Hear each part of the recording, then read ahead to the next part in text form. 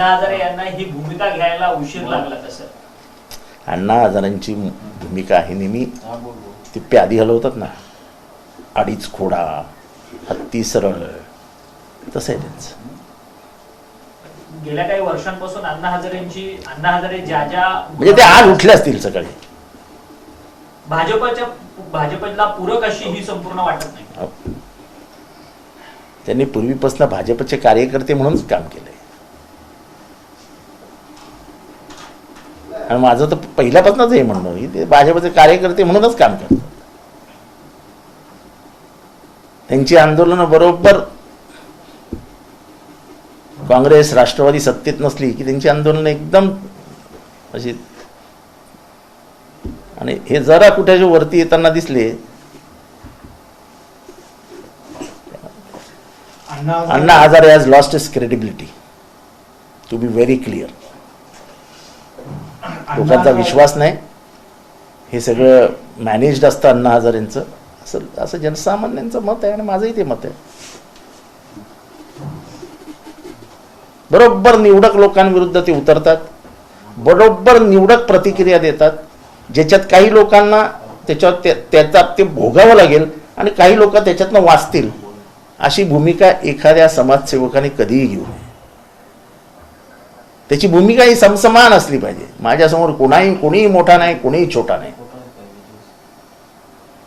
संविधानाची शपथ घेऊन जेव्हा तुम्ही सगळे बोलत असता तेव्हा त्या संविधानातला प्रमुख जे आहे की कायद्यासमोर सगळे समान आहेत, तेव्हा तुमचा जो हेतू आहे त्याच्यासमोर सगळे समान ठेवा. सर, काल देवेंद्र फडणवीस यांनी भाजपच्या एका युवा मेळाव्याला संबोधित करताना सांगितलं की कुठेतरी खोटा नॅरेटिव्ह विरोधकांकडनं हा सेट केला जातो आणि जिंकल्याचा विरोधक ऊर बडवत आहेत.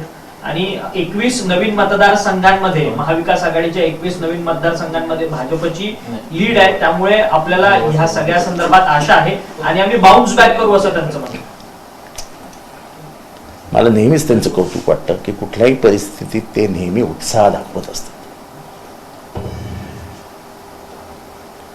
पण टक्केवारीनुसार भाजपनी किती मतं कमी झाली. देशभरामध्ये 117 जागा अशा आहेत ज्या भाजप फक्त 1000 मताच्या आतमध्ये जिंकली आहे. 30-32 जागा अशा आहेत की ज्या 2000च्या फरकाने जिंकल्या आहेत. ती काय चांगली गोष्ट नाही आहे. मतदानाचं पर्सेंटेज बेंगॉलमध्ये, उत्तर प्रदेशमध्ये काय झालं? ही देशाची निवडणूक होती, त्याच्यात एक चेहरा होता, तो चेहरा नरेंद्र मोदींचा होता. आता विधानसभेला कुठला चेहरा आणणार आहे?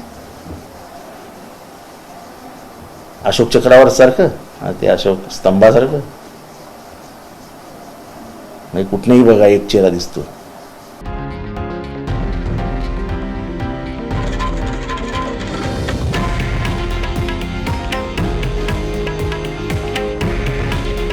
हे आहे देशातील नंबर 1 न्यूज नेटवर्क आणि आपण पाहत आहात TV9 मराठी. काळजी तुमची, हित महाराष्ट्राचं.